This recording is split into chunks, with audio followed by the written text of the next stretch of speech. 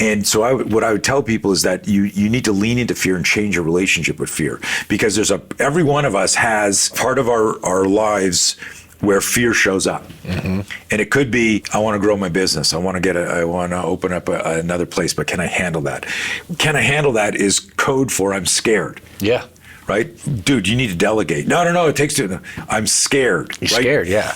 And so not all fear is, right. Some of the fear is, why aren't you doing that? So you have a passion for fitness and the desire to start your own business. But launching a massively successful fitness business is extremely complex. The systems, operations, hiring, firing, coaching, sales, and marketing are critical to success. Where do you even start?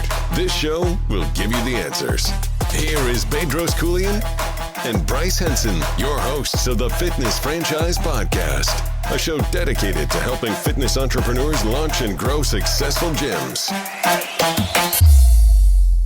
My friend Tony Blauer, welcome to the show. Thank you, buddy. Good to be here. Dude, so excited to connect, and really for our audience, giving you visibility. We first met just a few months ago and was on a self-development program. Actually, I was menteeing a new family friend, and you gave a keynote about fear, and we were talking offline, and to my partner Bedros Keuilian, and holy smokes, from watching your keynote, and I've been in self-development for a period of 15 plus years, I've never actually heard content that spoke to me in that way. So afterwards we connected, and I want to invite you to the show. So super excited to have you, and really before we go into a lot of depth, want to hear the backstory and how this all came to be. Crazy. So I've lived with fear my whole life, still to this day, 61 years old. And I didn't realize until a while ago that there's no such thing as no fear. It's getting to know fear, learning how to manage fear. Manage fear is the operative word. People who pretend that there isn't fear there may be a couple of unicorns here, but most people have some sort of fear. And so I grew up in the 60s, and I was afraid of my shadow. I make the joke, right? I was an all-around athlete. I was terrified of competition, but I was high level. Like people didn't pick me last. It was like, no, Tony's on the wrestling team. Tony's in gymnastics. Tony's on football, baseball. I played all the sports, but I'd be up there going, don't strike out. Don't let down the team. Come on. Because there was a part of my athletic ego that recognized I was good. Mm-hmm. And then I was like, I don't want to let people down. I don't want to let myself down. Can I swear on the show? You can. Yeah, it was like a mind fuck. And even to today, people don't know how to talk about the psychology of fear. As soon as you start mentioning fear, people talk about fight or flight or freeze. Mm-hmm. They talk about, sympathetic, parasympathetic. You got to breathe. I go, no. Like, I'm scared. Help me. Talk to me about the fear. And nobody. Well, I shouldn't say nobody. Conventional conversations about fear, I feel, miss the mark. And so I grew up in the 60s, afraid of fear, but I was captivated by violence on TV. I'm talking black and white, transitioning to color. Mm-hmm. And I was mesmerized by the original Wild Wild West, Robert Conrad, Manchurian Candidate, with Frank Sinatra doing karate chops and crazy old stuff. So if I watched something and there was a fight and a conflict, there was something I'd be like, just zoned in. And then when I'd see a heroic man take care of business, I was like, wow. So this is all through, vicarious, right? I'm watching TV, and 12 years old, pickup game at our elementary school. I'm going to high school the next year. I leave the game, and I'm skipping off the field, coming around the front, and I'm doing, Conor McGregor's walk, right? Yeah. I'm kind of like doing that way before Conor wasn't even born yet. And I'm kind of walking all excited. And these two kids are walking by. They're like 15, 16. And the difference in size and strength of a 12-year-old and a 15, 16-year-old, they're like, hey. And I'm like thinking, oh my God, like these older kids are talking to me. I don't know them. So I run over to them. Yeah. They go, hey, you go to school here? I go, yeah. But I'm going to the high school up the road next year. Well, welcome to high school. And I'm like, thank you. And they grab me and spin me. Guy gets me in a full Nelson, and everything goes into slow motion, Bryce. Welcome to high school. And the guy starts doing this bolo punch. And I think I'm going to die, mm-hmm. right? I'm getting, what is going on? Here I am, terrified of violence. In the back of my head, I've got this idea of how a man takes care of business. And I'm like, punch comes in, and as it hits me, I think I'm going to die. I scream. The scream heard around the world. I mean, it was like this effeminate, cowardly, and it hits me. But I'm a really good athlete, so I'm in really good shape. My arms are pinned, and I'm struggling to get away. So my abs are as tight as they could possibly be. Right? The punch hits me. I don't feel anything, but I screamed in anticipation. When it hit me, I felt the guy's grip change because of the fear in my scream. They thought they hurt me, and I felt him loosen up, and I felt him kind of like gesture up and look to his buddy, and I knew right then. My intuition said, "Scream again," and I screamed again. I was feigning fear. I was amplifying fear. I had no fear at that moment because it's happening. And they dropped me and let go. I fell to the ground on all fours, pretending, help, I'm dying, right? And they took off. And as soon as they turned the corner, I went like this. I stood up, I fixed my shirt. I went, what the fuck was that? I went home, I said to my dad, I said, and I have no marks on me, right? I go, Dad, I just got beaten up by two guys. And he looked at me, he's like looking at me and probably thinking like, was this a pillow fight? What do you mean you got like, there's no marks on you? He said, well, you need to learn how to defend yourself. I said, okay, like, let's do that. And there was one Taekwondo school opened up near me, and I went in there. And as soon as I went in there, man, I was like, this is going to change my life. I just felt grounded and centered and hopeful. And I trained like 7 days a week. I turned my basement into a martial arts studio. Shortly that... Before you go further, I'm curious on this. Do you think it resonated with you right away walking that Taekwondo studio because of that experience that you just had? Or do you think it was instinctual, or was it a little bit of both? It was a combination of watching stylized martial arts in those movies, TV shows. Like, so remember, I have fear. I have my shadow. I have fear everywhere. I'm up at battle. And then all of a sudden, I see, Robert Conrad in Wild Wild West. He gets cornered. Guy comes out. Did you watch the originals series? No. They're so good. Derringer comes out of his arm, shoots this guy, and he was a semi-pro boxer, and a martial artist. So he's doing martial arts in the old Wild Wild West TV shows. Bruce Lee and the Green Hornet. Martial arts, Batman, like that was the 60s, right? So all problems were solved with a knee and a flying sidekick and a chop. It was stylized. So when I went in there, it was this convergence of my fear through osmosis going, oh, problem solved with violence, or counter violence, right? Good guy prevails. And so it's an interesting question what you asked, but I think it was a convergence of hope. Maybe if I get good enough at this, I won't feel like that ever again. Yeah. So that wasn't the case, which is, forced the evolution of what I teach now. But I was a fanatic, but I felt confident. And then I had a couple of confrontations as a teenager where I was like, what the hell just happened? There was a fight when I was 15 years old doing Taekwondo. Taekwondo is a kicking art you get used to.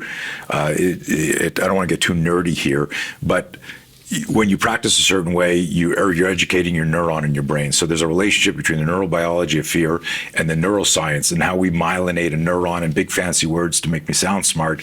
But there's no such thing as muscle memory in the literal sense. And a lot of people in the fitness industry talk about muscle memory. We do. But there isn't any. And I don't know if you want to go deep into that, but there's no such thing as muscle memory. I'll give you an example. If you had a gun on me right now and you're pointing at it and you went, if you move, Tony, I will pull the trigger and shoot you. And you're holding it there, and that's muscle memory, right? Neuromuscular communication. I'll pull the trigger, I'm holding the gun. Yep. If I very quickly pulled out a katana, right? Japanese sword. Okay. And I went, hey, look over there, Bryce. And you went like this, and I chopped your arm off, and your arm fell down, holding the gun. You couldn't shoot me. This is a very morbid, silly, cartoony example. Yep. Your arm's here on the table, it's disconnected. You're like, what the fuck? Yep. And I go, shoot me now. And you go, but your arm is just going to hang out there. Oh, yeah. Because there's no muscle memory. Right. And I say this to people, like, in the literal sense, what you have are neural patterns.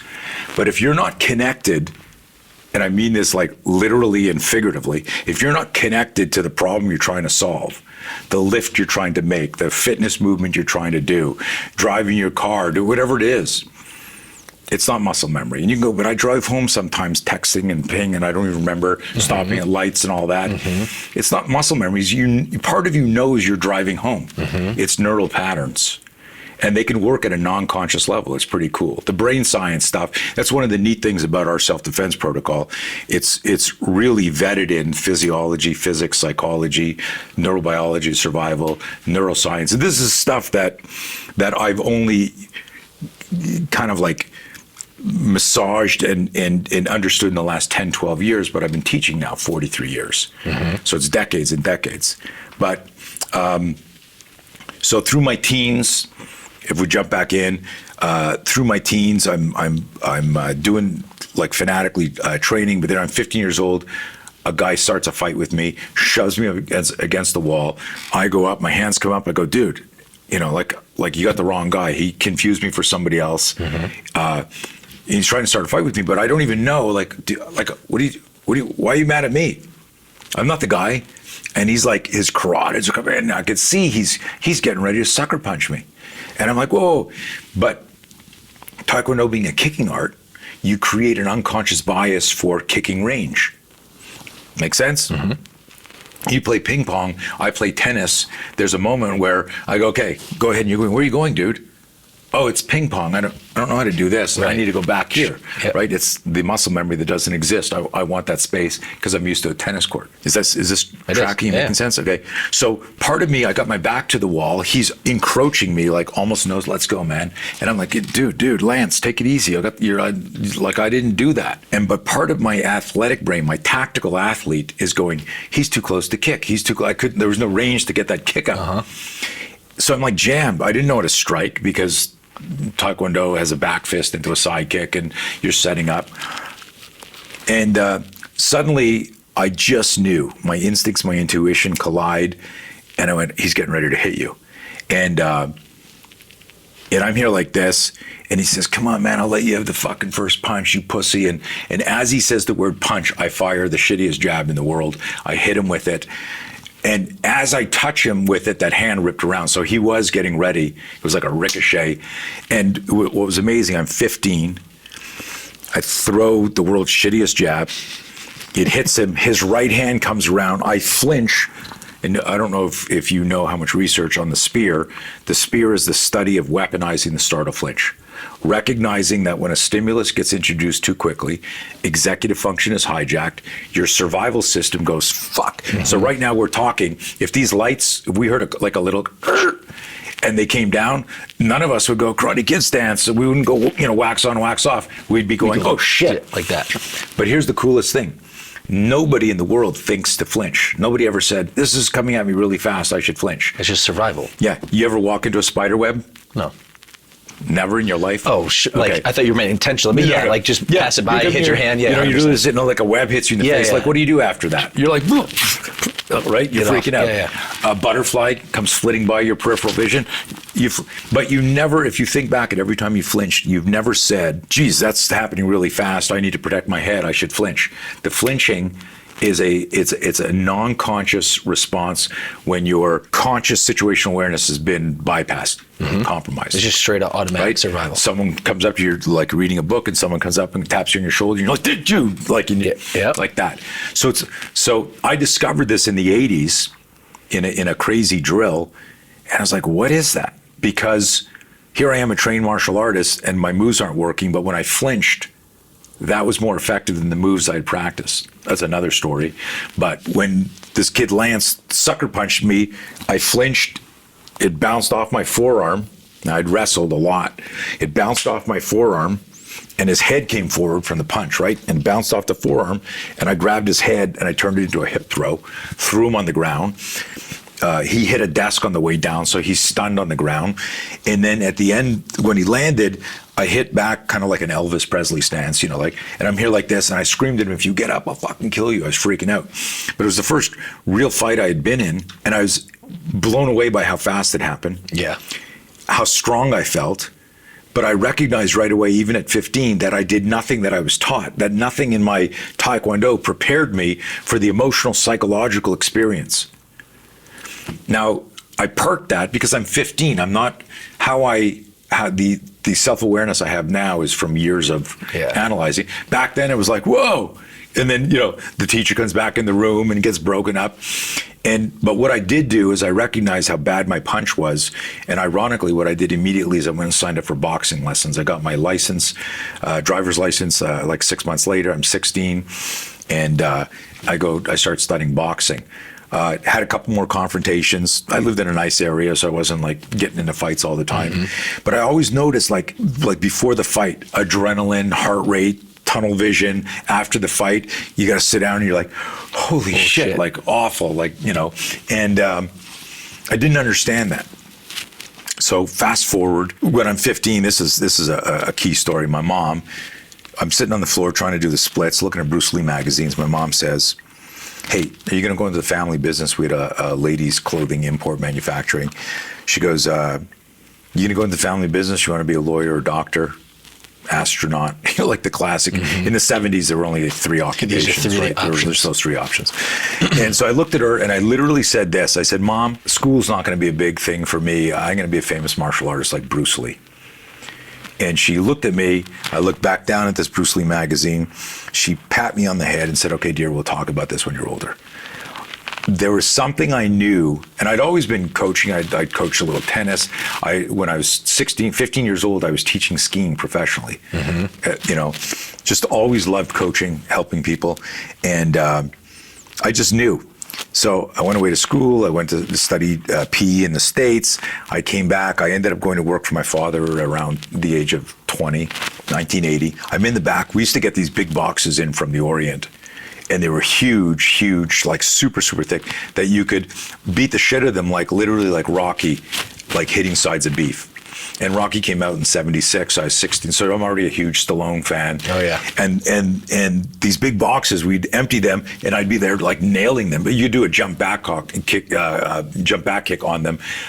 They were so intense, and if you hit it amazing, like one knuckle would pop it, and you get this cool auditory. Like so, it was real.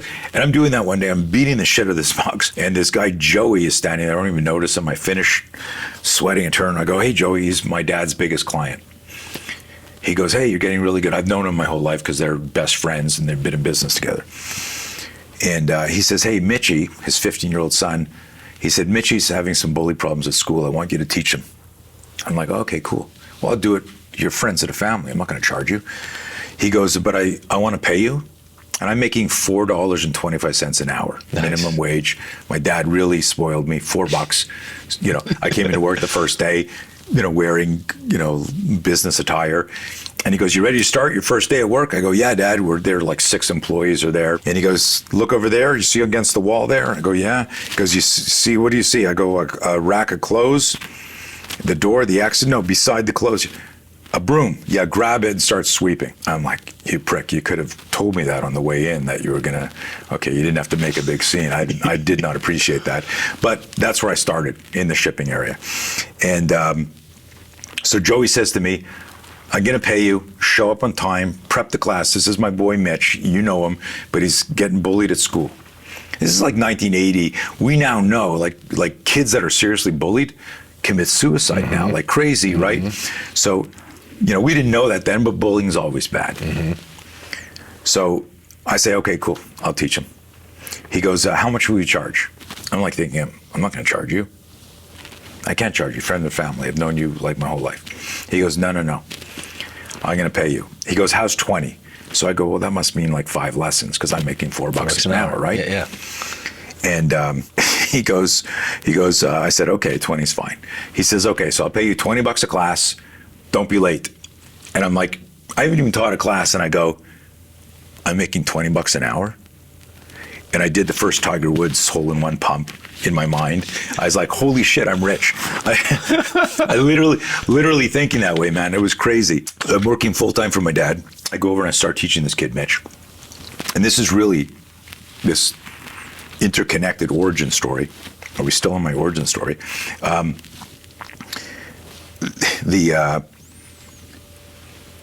Mitchell has a brother named Stevie. They're in a kind of a wealthy part of Montreal where I used to live. And we're doing the training like outside in the front, garage door open.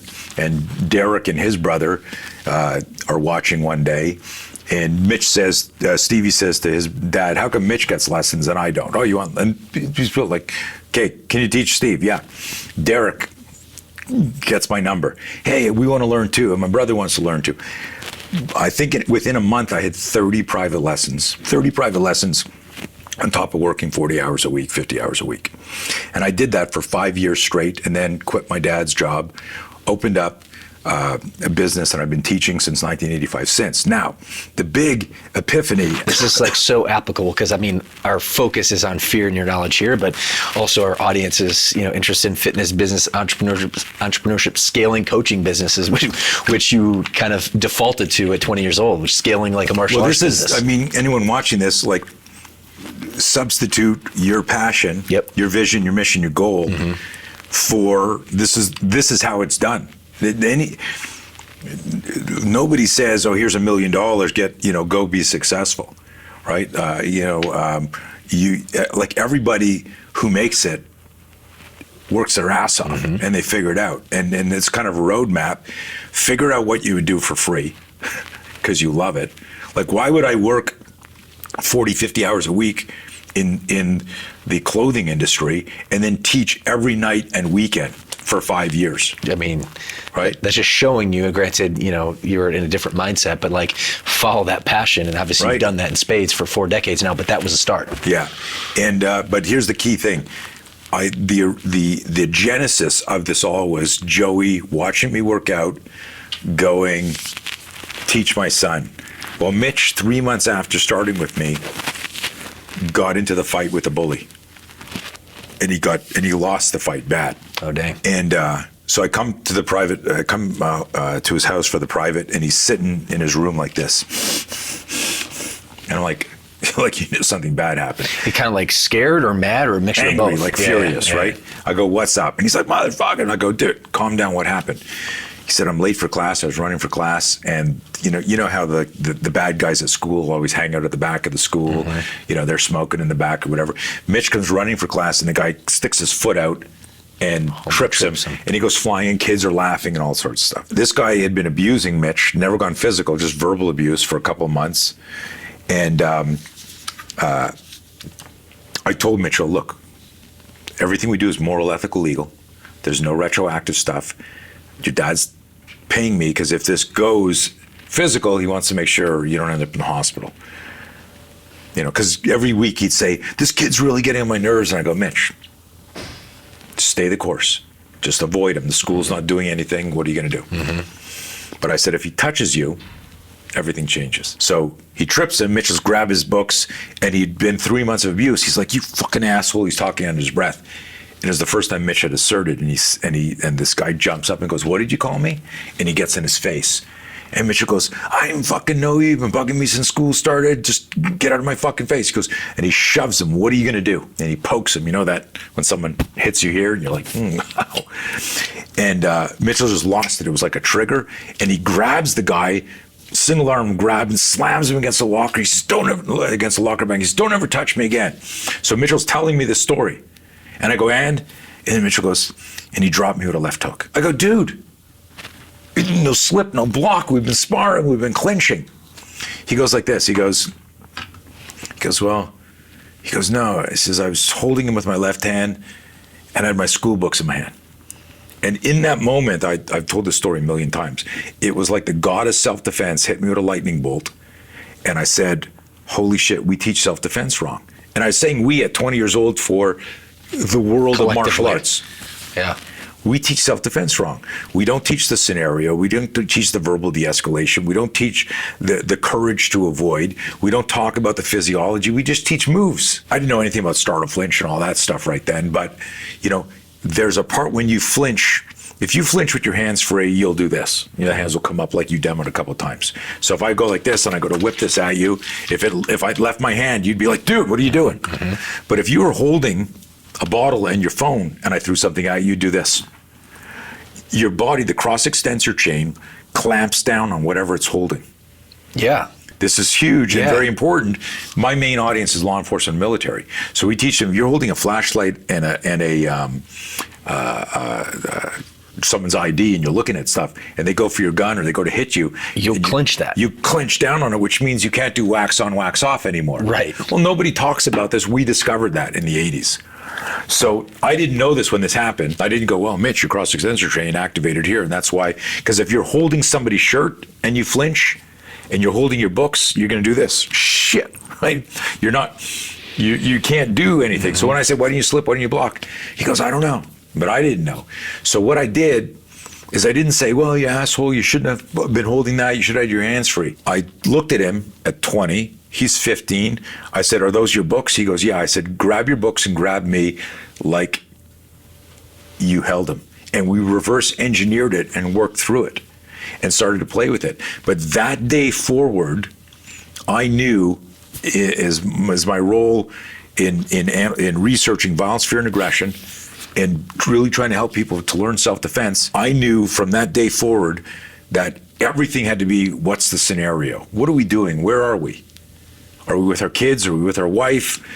Did we just finish a run and we're tired? So if I say to you, just run away, and you go, I just finished like doing hill sprints, like you may have nothing left in you. Like in this, that's a goofy example, but I'm just saying the answer isn't, here's how you get out of a headlock. Here's what to do if a guy grabs you, and so on and so forth. But that moment totally changed everything for me and all my students. That experience led to a whole bunch of experimentation. I wrote something recently. If you Google the definition for self-defense, and you go Merriam-Webster, what is self-defense?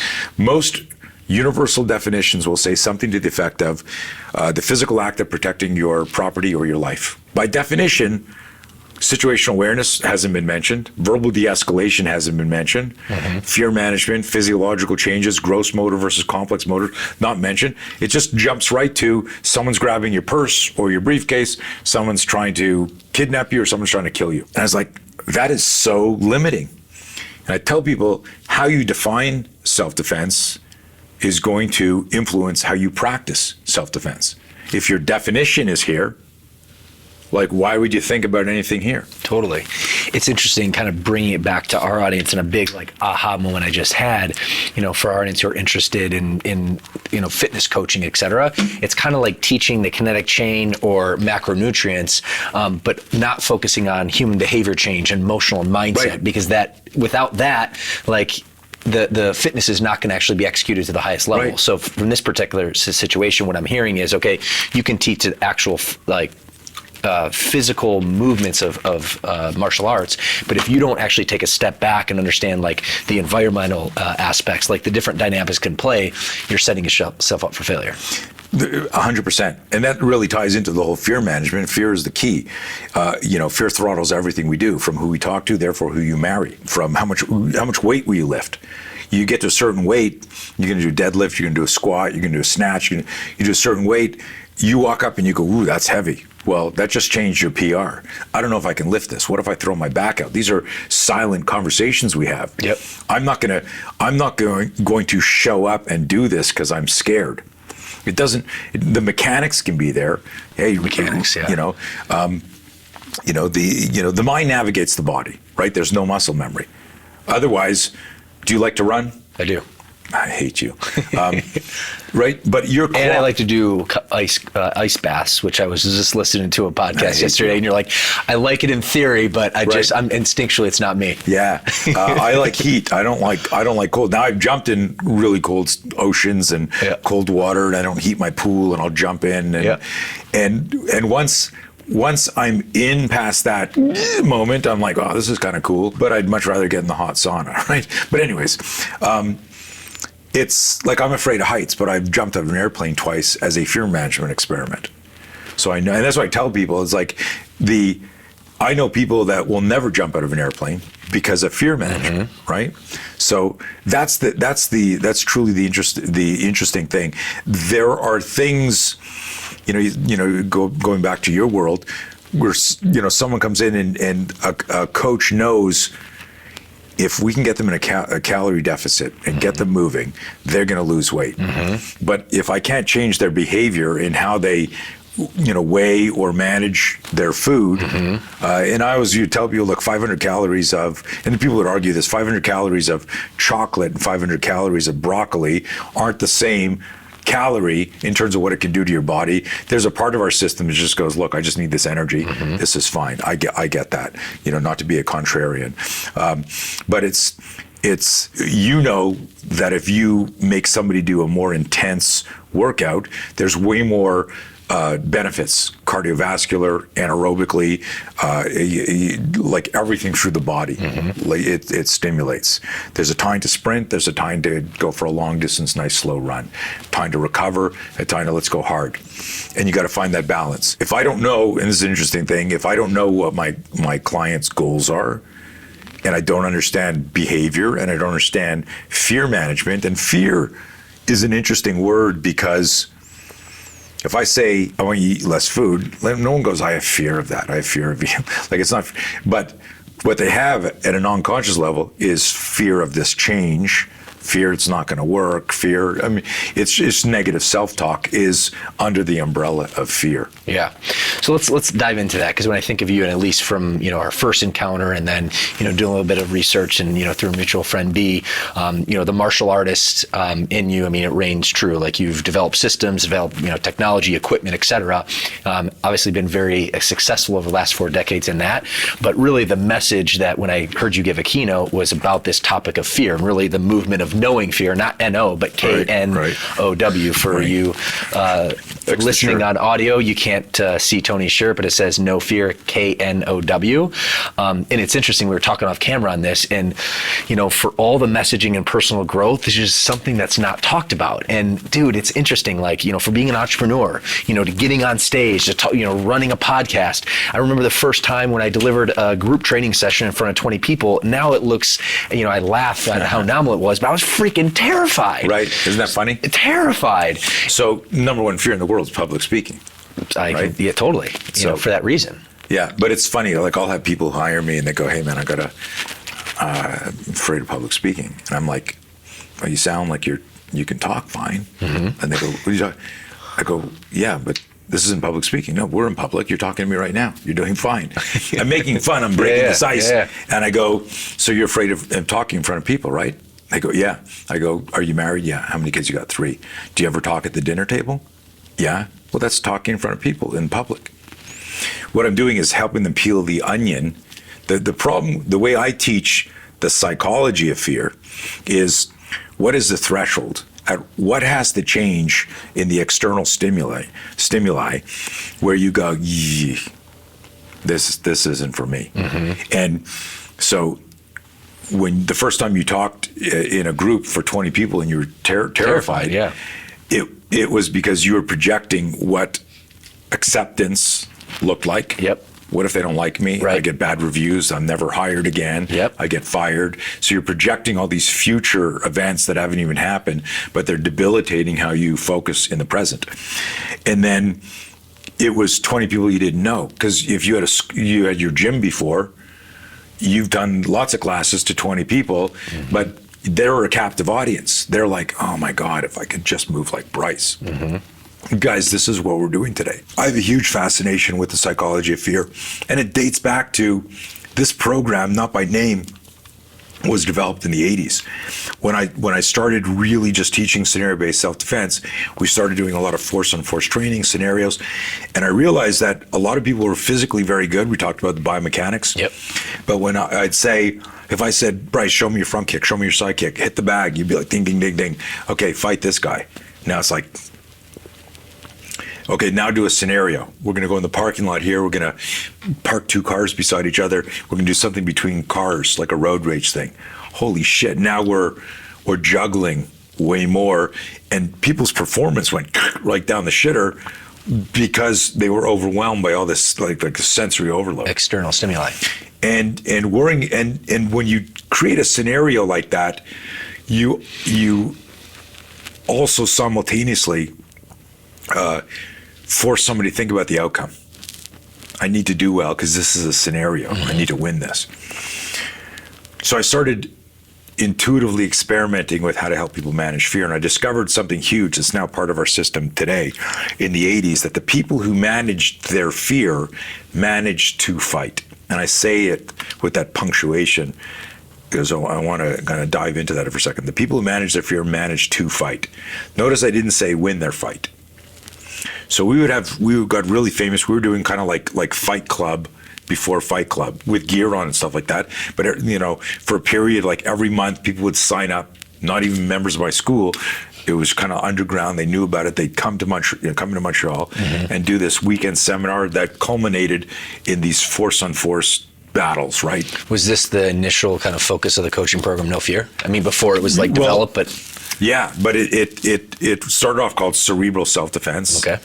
But it was this idea that I discovered that people would be waiting for their turn. Let's say there's 10 people in the seminar, and you'd see them like sitting there, like the leg going like this, biting their nails, waiting. And I go, okay, Bryce, you're up. And you're like, oh, fuck. You'd see people go, because you're watching like this violent, even though it was gear, people getting headbutted and punched and running. And we like really, what I did because of the first confrontation that Mitchell went in, we didn't start like, have you done any self-defense? A long time ago, but Okay. yeah. But it was like how to get over a headlock, how to get over a lapel grab, what to do if somebody tackles you. Here's you do a gun disarm.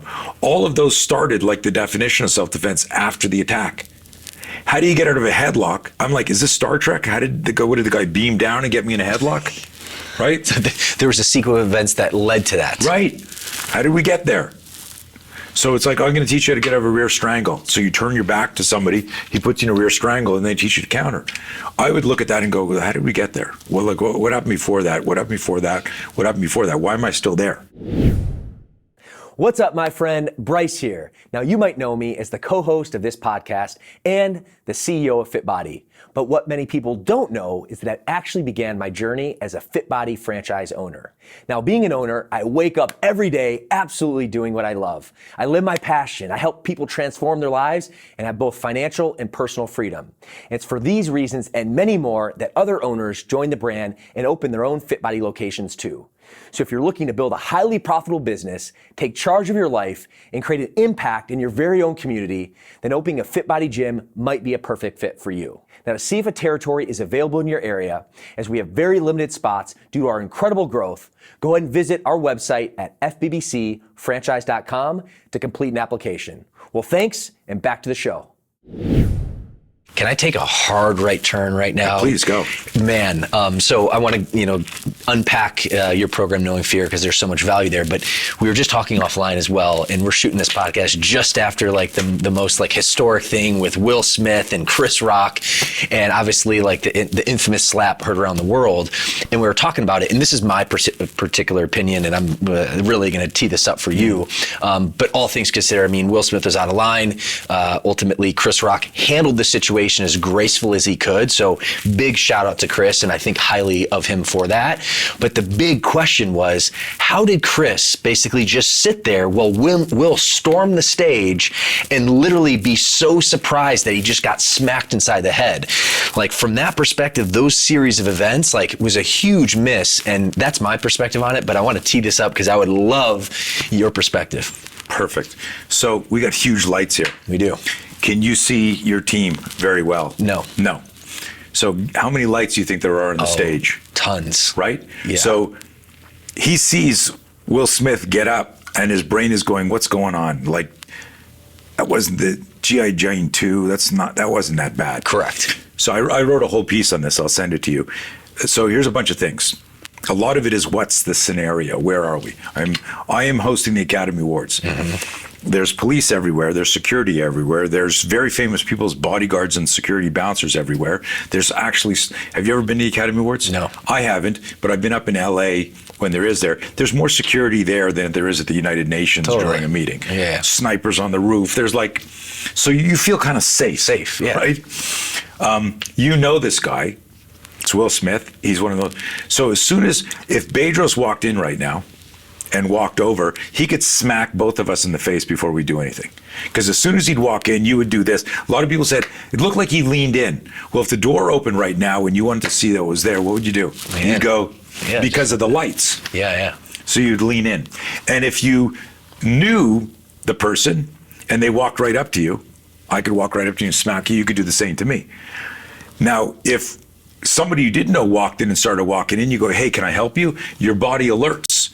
So there's this psychological disarming, and I talk about this as everybody who is part of your reticular activating system, the part of our brain that goes, that's okay, that's not okay. Our awareness centers and controls. I made this joke because I talked about this. I got interviewed about this, and I said, my postman, who I've known for years, knocks on the door and says, sign this once a week, right? Some sort of thing. It's usually something my wife bought, right?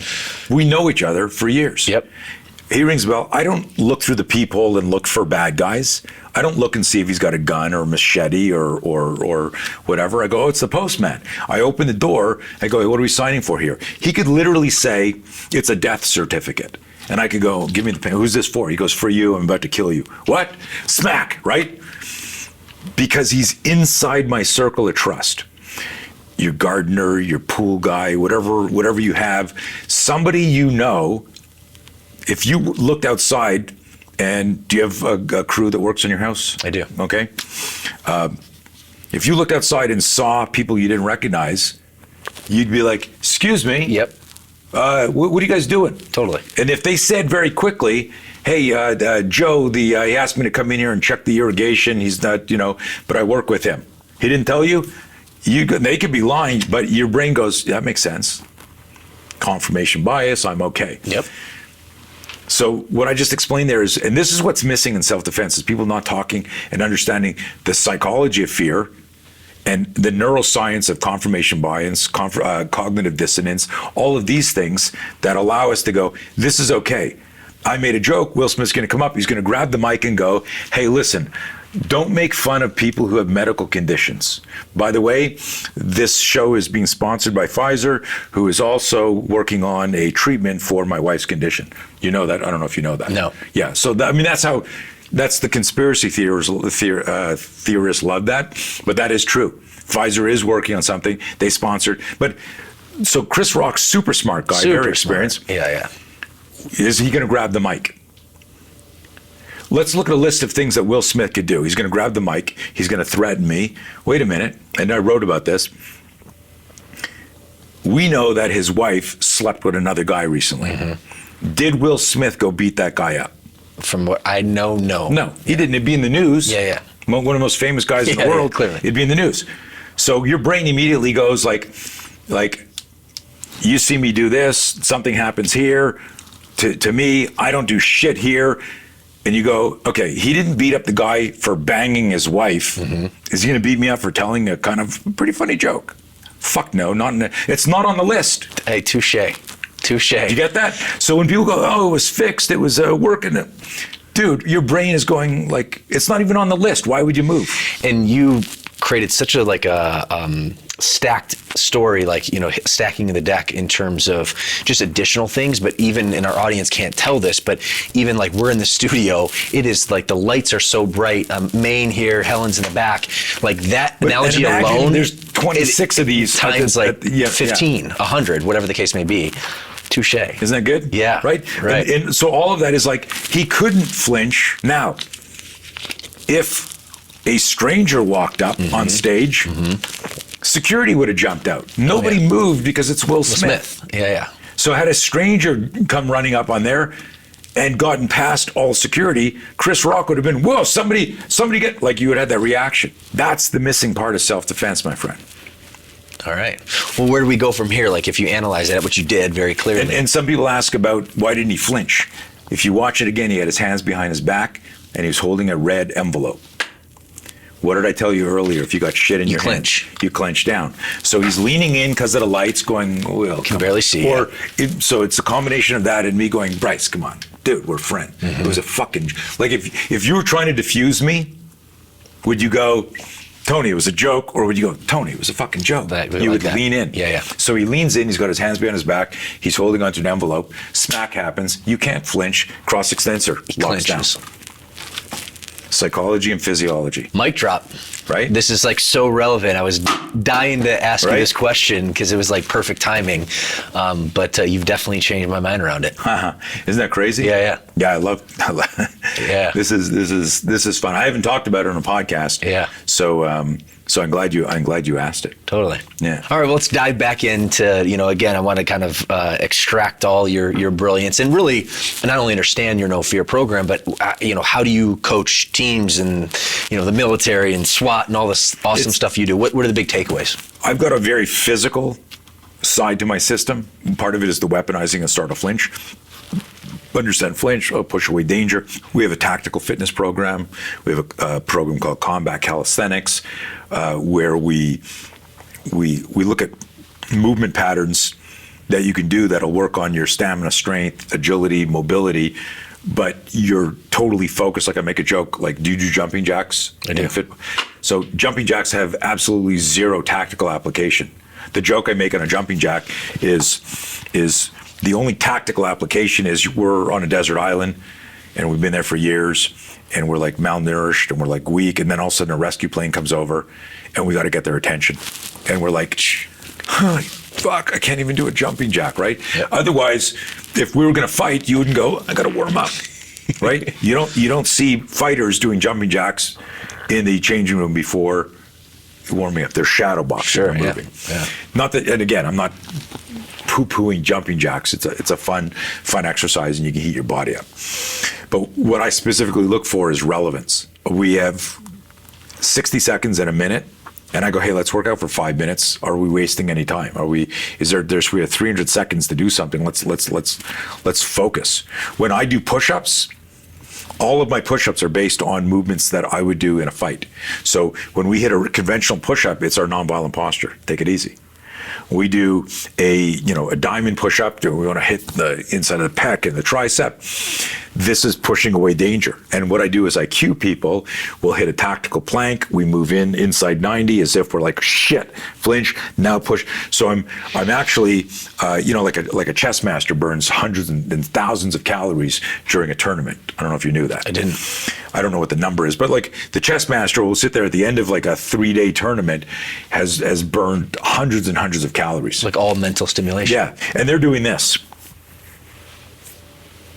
right? Mm-hmm. So imagine if you were thinking that hard while you're doing push-ups, while you're doing sit-ups, while you're doing but what you're doing is you're integrating visualization, you're integrating a scenario, you're challenging yourself to work on movements. But anyways, like that's how deep that goes.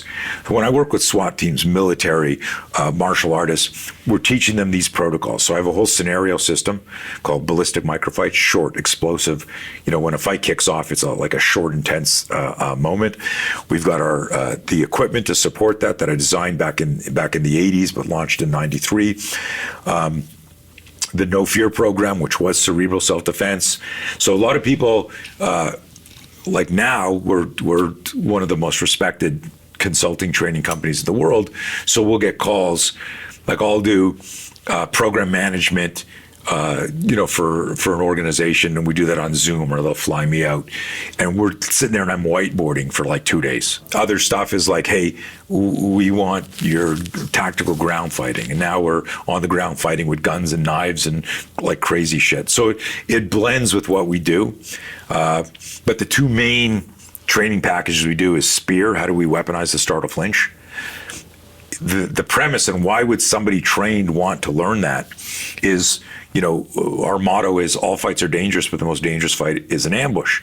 The ambush you didn't agree to. So as soon as there's no consent and no awareness, what it does to your psychological and physiological system is completely different. Again, if I say, let's fight, you gotta wanna fight. I go, Bryce, we're fighting. Mm-hmm. Let's go. Fucking get up, and we square off. But if I said, hey, I gotta tell you something, and we lean in and I go, wham, and I nail you, you're not, there's a video we use in our training course of Muhammad Ali, and arguably the greatest boxer ever. Legend. Right? He's sitting there. I'll send you a link to this. He's sitting there. There's this, it's in I think from the 60s or 70s, maybe 80s, whatever. But there's a comedian wearing a white linen suit. And you could tell this guy's on coke. He's like licking his lips and he's tripping out. And he's he's whispering to Ali. And he gets Ali to lean in. And like a fucking nutcase, he drags it and he goes, and then she said, and Ali goes like this. And he goes, wham! And he throws a jab right into Ali's face, like coming like an inch within his nose. Doesn't hit him. No. Okay. But it's like if you lean towards me, Yeah. and he goes, wham! And he fires this like this. And Ali, and we show the video, and then there's a freeze frame. Ali goes like this. As the punch comes in, he goes, his mouth goes, ah! His hands come up, his hands come to the head, and his leg comes up like this, like in a fetal position. This is Ali, and he goes, whoa! And we stop and go, this guy's had Kenny Norton, Ernie Shavers, every great Frazier, like all these amazing heavyweight fighters, and Ali rope-a-dopes them and does all this. And here's a coked out comedian in a white linen jumpsuit, goes fling, throws it was a good jab, but a shitty jab. It was out of context. So Ali's survival system. So I always say your situational awareness is conscious, cognitive. That means you got to be awake, can't be asleep, and your thinking brain has to be on. So you're driving and you go, I just got a text, now you're in an accident. You're awake, but you weren't paying attention to your driving. So in that moment, we get a startle flinch. Ali still flinched. And I explain, I go, how could the greatest boxer in the world, who can read shit and zigzag and stand against the ropes like this and slip shit, why is he doing this? It's fucking amazing. Because of the ambush aspect of it. The ambush. The stimulus gets introduced too quickly. It bypasses your cognitive brain. Your executive function is hijacked.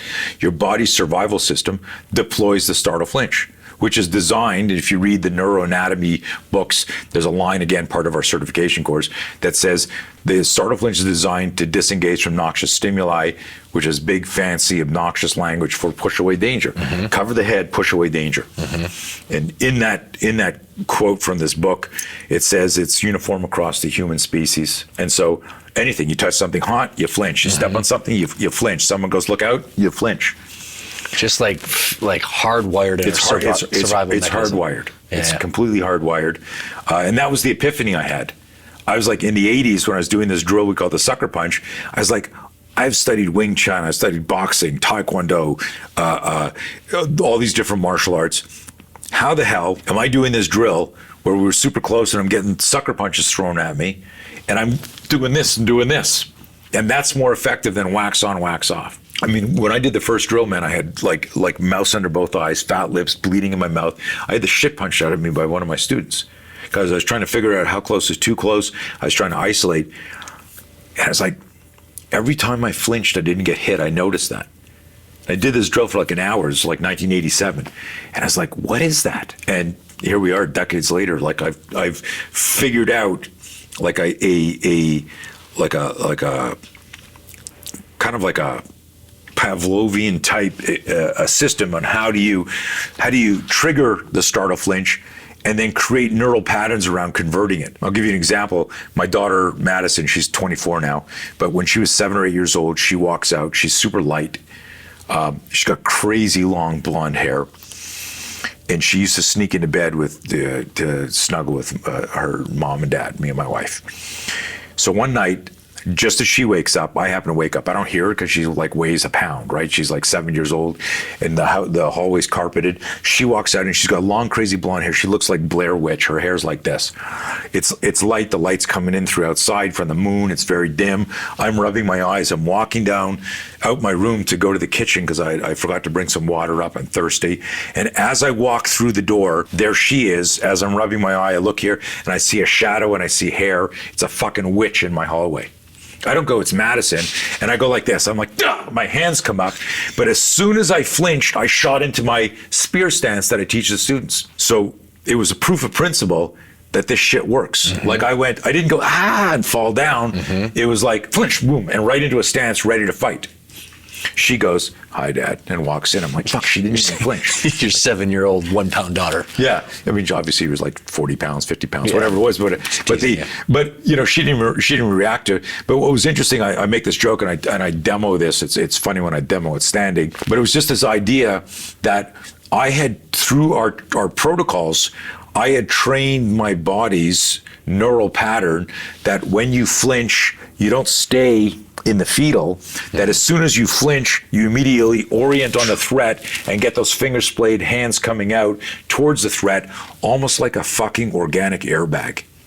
Now think about this. This is the hopefully the passion's oozing here. Your startle flinch is like an organic airbag. Think about how genius an airbag is. Yeah, crazy. But for an airbag to deploy, impact has to happen. Correct. Your startle flinch deploys in anticipation of impact. Yeah. It's even smarter and faster. Mind blown. Right? So someone goes to hit you, airbag starts to go. You don't wait to, that's how the car works. Yeah. Dude, that is awesome. So Tony, I mean, kind of unpacking this, right? What would be, all your knowledge and expertise, like your biggest, 1 or 2 takeaways around knowing fear, around applying what you've learned to the average person, entrepreneur, to better their lot in business and life? Lean into fear. Make fear your friend. Especially guys, but alpha males, which include like female entrepreneurs, like they got that, like, let's go. Oh, yeah. We talked about this offline before. They're like, I know guys who've been in gunfights, military law enforcement. They'll jump out of an airplane, jump out of a helicopter, low crawl towards danger, get in a gunfight.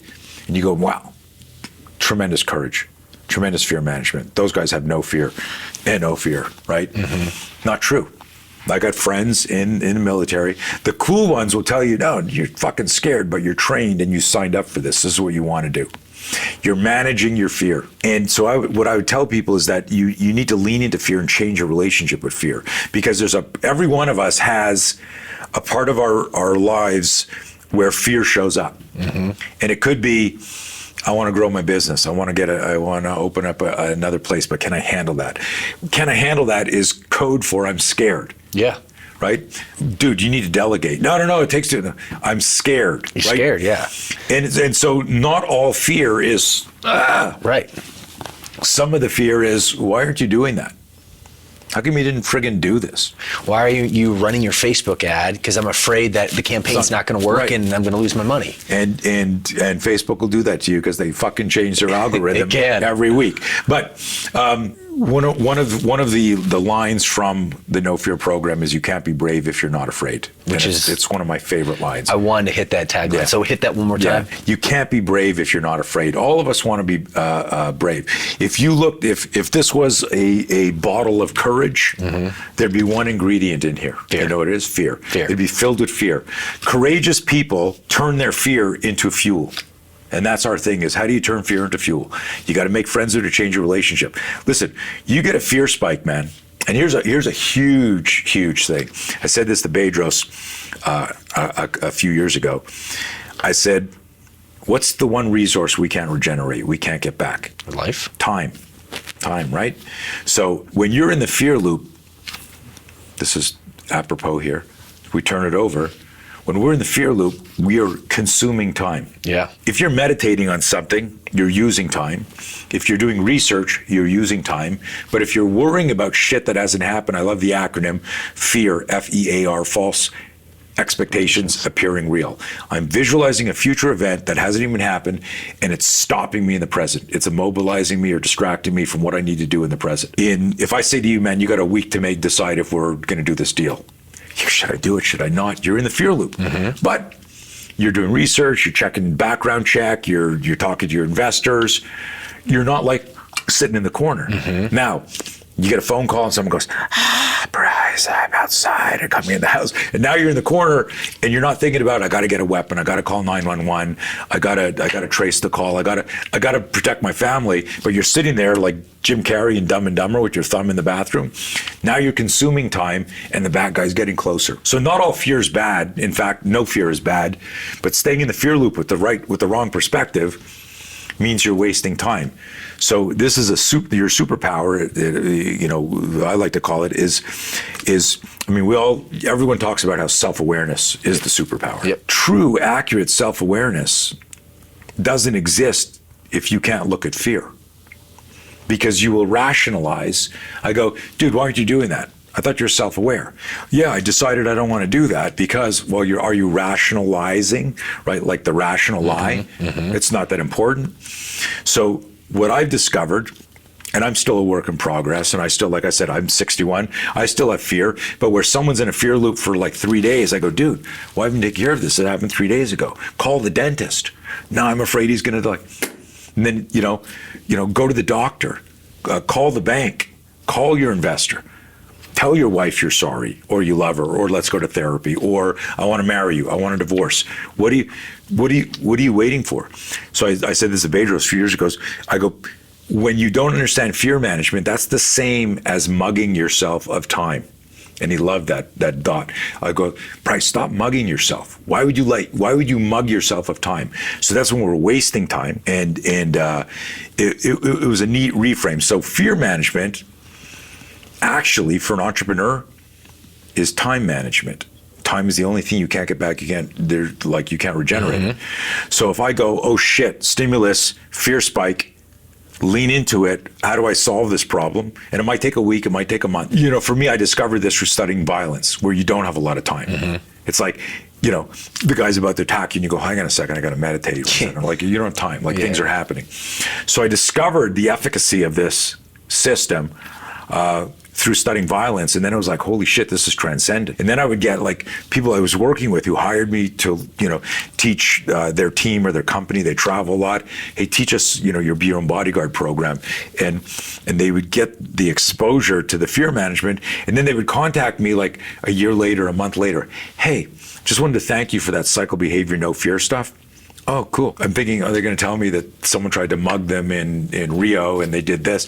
And they're like, yeah, my kid is terrified of swimming, and I was able to use your system to help them overcome their fear of the water. Oh, wow. During the pandemic, I had a doctor who I had trained 15 years ago tell me he had a panic attack in the middle of the pandemic, went into like a room freaking out, like just everything just overworn, like working 18-hour days, and then used the no fear cycle behavior, the system, to like reset his fucking mind so he could go out and save people. And then wrote me a letter, like goosebumps, crazy shit. Dad emailing me, I got my teenage daughter off of antidepressants using cycle behavior. I'm like, holy shit. It's change your relationship with fear. It changes your mind. It saves you time. Change your relationship with fear. You change your mind. It means you change your day, which means you change your week, which means you change your life. Tony, my man, love this. So much value. I appreciate that. We still have a few minutes left to wind down to our lightning round to extract some more value, but holy smokes, man, freaking game changing. Thank you for this. Thank you, buddy. All right, so got my lightning round. First question, passionate. We're both passionate guys. From your perspective, and you've probably touched on a lot of it today, but what's your biggest passion today and why? So I've got the equipment company, I've got the tactical training, and I got the no fear. If you said you could only teach one thing, it'd be no fear, because if you can't manage your fear, you're not going to manage the fight. So the physical stuff happens right after you go, oh fuck, I've got to defend myself. And you defend yourself with your nutrition, with your fitness, it's not just about a physical fight. Oh yeah. So what I'm really passionate now is, it's exactly why I came in, I did a really short 45-minute talk, for the Squire program. Yep. And then you hit me up after and you say, hey, man, I've been in this industry for 15 years, and I never heard stuff like this. Totally. That's my passion project right now, is how do I get, especially look at the fucking shit show the world's in right now. If we could get parents and kids to understand how to read a fear spike and manage it, we change the future of the world. Because right now, fear has been weaponized. And I'll tell you this. Fear has been weaponized, man. Holy shit. Dude, I told you about my origin story. Imagine if when I was here going, okay, don't strike out, don't strike out, don't strike out. And everyone's going, Tony's up. And I'm going, yeah, fuck. Imagine if somebody had stopped me and said, stop visualizing the future. Focus on this. This is great to do with your breathing. What do you think? And had taught me the system, my life would have been different.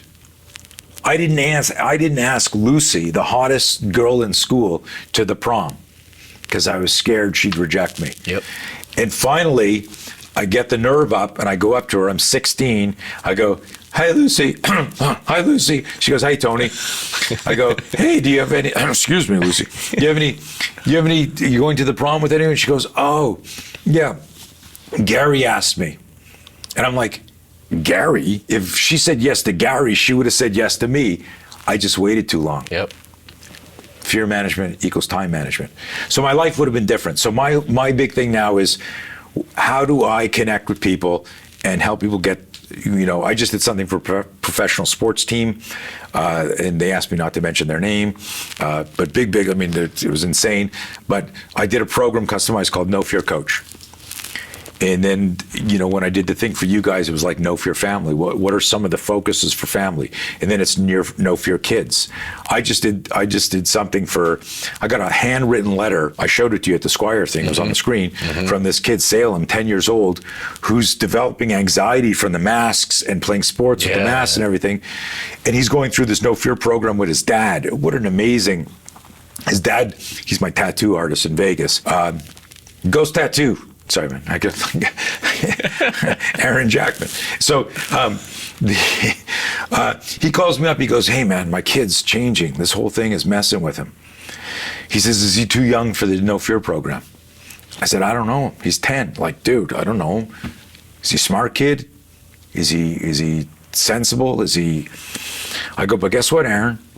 You're not too young for it, and you shouldn't have some socialist Marxist teacher teaching your kid, grooming your kids. You're his fucking coach. Parents, you're your kids' coaches." Sage advice. And he got the No Fear program. A month later, as they're getting some work, and he hands me this letter. And I told you about this there. Like, I started crying. Yeah. Like, who the fuck sends a letter now? I don't do read letters. Send me an email, right? Text me. It's a handwritten letter from this 10-year-old kid, and it says, the middle of this one-page letter, he says, "Thank you for teaching me to be brave when I'm afraid." And he's like pulling lines out of the stuff. But what I saw there, you have kids? I don't. Okay. What I saw there was this kid saying, "My father and I are working on this program, and I think it's helping both of us." And what I saw there was a relationship I never had with my father. When I called my father up scared once, he said, "Don't be a wimp," and hung up on me. Like, that's not coaching. Right. But that was the 60s, This father and son, their life is good. It's like what you guys are doing with Squire. It's changing lives. But I really believe underneath everything we do is our relationship with fear changes how fast we do it. Copy that. Next up, Zone of Genius, my friend. What would you say factory installed is your unique gift or Zone of Genius? I feel like I have this ability to see something and then think about it and turn that into an article or a coaching session. So I joke, I can look at a fighter. I got a friend of mine who's on Ultimate Fighter this year, like really, really good fighter. He showed me some clips of him. This guy, like, I wouldn't last a minute with him. He's like 240, 50 pounds, but I saw things he needed to correct. So I can look at anything and go, "Oh, they should do this," So I can look at things and take something very complicated, like why didn't the whole Chris Rock, like if you look at all the experts' analysis, that was pretty fun what we went over.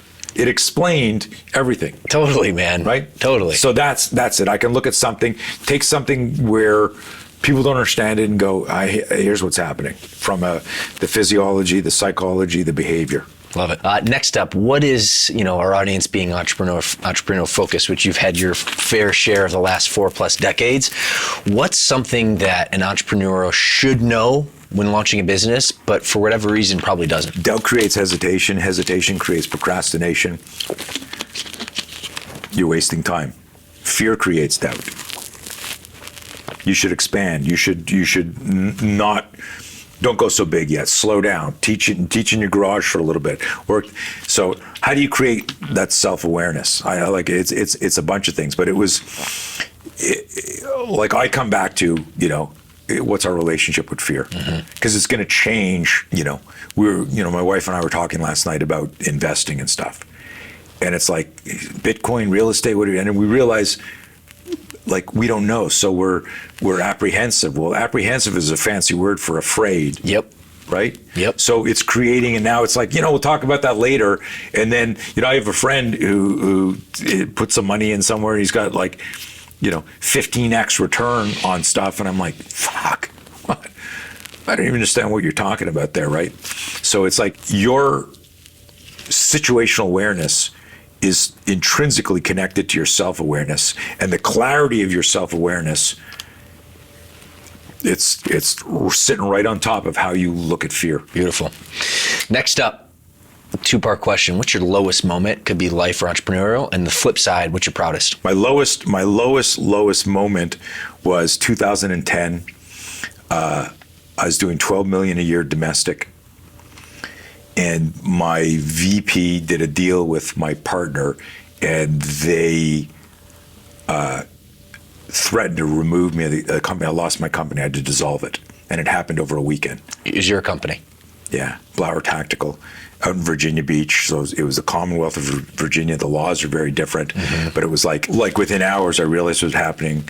Violated every fiduciary obligation. But my partner at the time ran $1 billion company, had lawyers on retainer. I called a lawyer right away.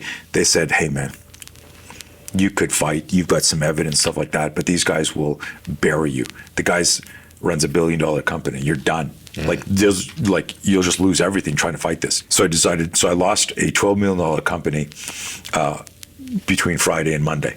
Cool. And they had already been working people, so I had trainers that I had mentored betray me right away. They went after our gear. They went after my IP. And there's things I can't say on film because of some legal, things that I signed as far as non-disparagement and because I went in and said things like, I can't even say, I'm not going to even say it because it got very, the protector in me got very animated. Yeah. It was awful. So I was betrayed. I lost everything. I dissolved the company. Had about $400,000 left, after everything. My wife's crying. We had a home invasion, right around the same time.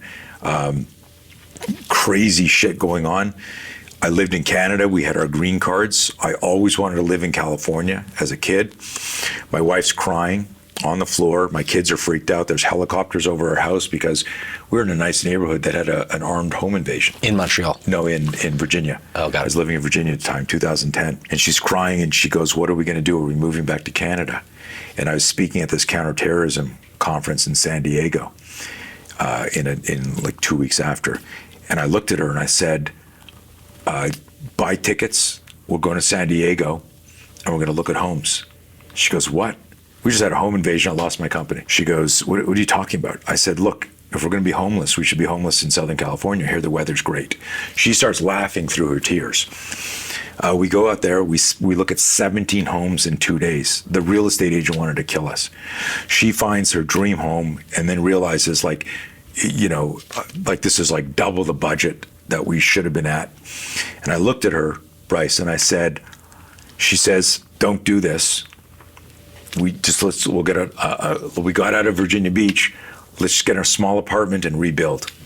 And I said, "I fucking let this happen. And even though you know what happened, my family will not continue." And they will, how did I say it to her? I want to get the exact words. I said, "Even though you all know what happened, your life is going to continue as if you didn't know anything happened and we were just moving to California." And I took all that money, put it in there. It took me 6 years to rebuild everything, but she has her dream home, rebuilt the company. And it was a weird, serendipitous, the people I was around in Virginia, there was problems. It was the worst moment of my life and then the best moment of my life. It took 6 years. But, we rebuilt the company and now I've got a really loyal, strong team and of course learned a lot about myself and people. Love that, man. I mean, sorry to hear that you went through it, but I'm a huge believer in Stoic philosophy, kind of the mentality of the obstacle is the way. Right. And it's just more proof there. I mean, granted, credit you, your strong mindset, your obviously wife to power through by making a horrible situation turn out to have some silver lining. Yeah, listen, it's a metaphor for everything we've been talking about. You got to manage your fear. You got to get in the fight. If you don't manage your fear, you can't manage the fight. I didn't like any of it. And I'd be like, "Fuck this, fucking it was volatile." Oh yeah. And especially when you're betrayed by people you trust. Yeah. But you look back and you go, what did I do there? This was the battlefield. These were the mini wars. Yep. This was the battleground. This is managing the fear. And there were days it's like literally like the movie The 300 or any classic, there were days where I remember getting my cortisol tested halfway through there because I was like freaking out, where it was off the chart. The doctor actually called and said, I don't know what your cortisol level is because it's literally off the page. What's going on in your life? Oh, nothing. I just fantasize about doing really bad things to really bad people and might lose my whole business and my security, and I'm worried about my family. Other than like survival, nothing's going on. Why do you ask? But that's what it is, folks. That's what it is. Like everyone, if you're watching this, it's you don't give up. Tony, my man, this has been freaking awesome. So much value. You've resonated so much. I know our audience, actually, I'm looking at this barrel since I'm in a different seat today, but it's gotten a ton of value. I have one last question where you can drop knowledge to our audience, and really it's just the parting piece of wisdom. So our audience are interested in fitness, in business, in entrepreneurship, and personal growth for that matter, trying to be better to that next level. What would be your last parting wisdom to help them on their journey? So I've got 3 kids. My son was from a relationship where I got custody of him when he was 3 months old, and then I've got 2 kids with my current wife. And I remember raising my kid, Nikki, and not knowing what I was doing. And I had I'm traveling to Australia with a 9-month-old kid alone. Back then you couldn't breastfeed as a man, so. What the fuck is going on? I love you, man. I love you, dude. and so quiet on the set. And had I known, I would have just breastfed him. So fuck. What a world. It's funny because it's true. Right? So, geez, I was going to go even deeper down this. But anyways, so I'm reading books on trying to understand what it means to be a parent, to not give up on my kid. And I read this quote somewhere: nothing affects a parent's life more. Sorry, nothing affects a child's life more than a parent's unlived life. A lot of your people are is it literal? This is my family, but maybe their community is their family, right? Nothing affects a child's life more than a parent's unlived life. What does that mean? Are you staying true to yourself? What do you really, really want to do? And it comes back, you peel that onion, man, and it comes back to, you can't be brave if you're not afraid. It comes back to, you can't manage the fight if you don't manage the fear. It comes back to recognizing that the primary ingredient in courage is fear. And we all want to be courageous, but most people move away from fear because they haven't taught how to lean into fear, how to study it and analyze it and go, what is this lesson here? So I tell people, if you want to self-actualize, right, big fancy word for how do you become the best version? How do you make sure your kids are the best version? To give them, it's how do we teach them critical thinking and situational awareness? You imbue in them ideas that will enhance their self-awareness. And the only thing that I figured out now after all these decades is you get a fear spike, that creates doubt immediately. Doubt, the hourglass sucks time. Starts. And now if that doubt turns into hesitation, it always does. You can't stop those first 2 moments. If I go, okay, podcast done, and I go, where did I leave my keys? Doubt. Mm-hmm. I'm not sure where my keys are. Mm-hmm. Hesitation. I'm not leaving yet. Mm-hmm. I can't stop that. Mm-hmm. Procrastination, fixation, non-clinical anxiety. That's what happens when you don't go, dude, how do I fix this? Is it a YouTube video? Is it hiring you or hiring Bedros and go? And think about that. Talking to the right people and doing the research can change. There's a line I heard Anthony Robbins talk about it, decades to days. If I wanted to start a fitness business, I could figure it out. I tell people this. I did a talk, a webinar, and I explained, listen, what I did, anyone could have done. I figured out how to use physiology, physics, and psychology and create a behavioral-based self-defense program. And in doing that, I went, oh my God, the people who are doing well are managing their fear. What are they doing? And then I reverse engineered what that protocol was so that anybody could do it. And I said to this guy on the call, he goes, so basically anyone could figure this out. I said, you could. I said, but it took me 40 years to do that. I said, sir, how old are you?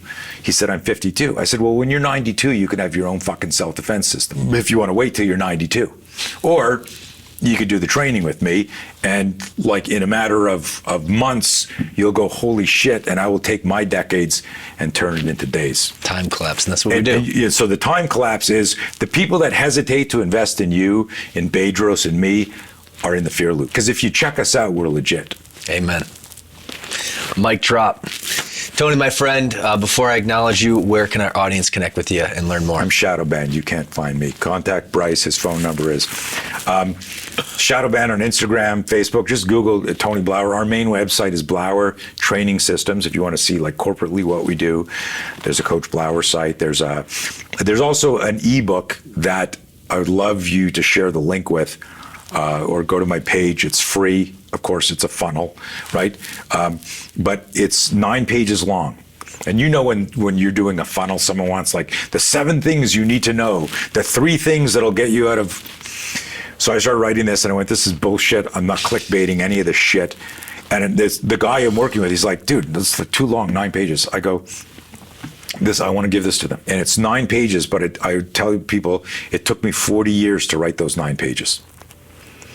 And it's called Making Friends with Fear, and it'll change the whole thing. And of course, I want you to invest in our online program or hire me.